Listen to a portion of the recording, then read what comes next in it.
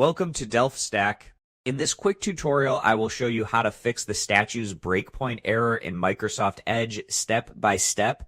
This error usually happens because of browser bugs, corrupted cache, hardware acceleration issues, or outdated Edge files.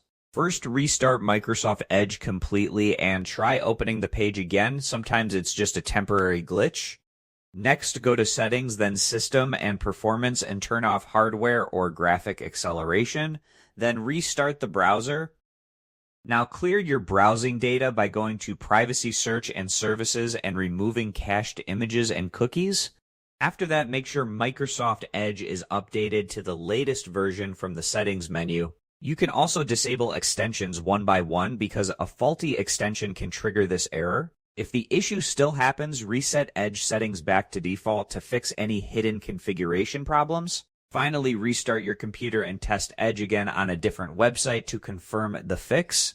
If this video helped you, give it a like and subscribe to the channel. See you in the next one.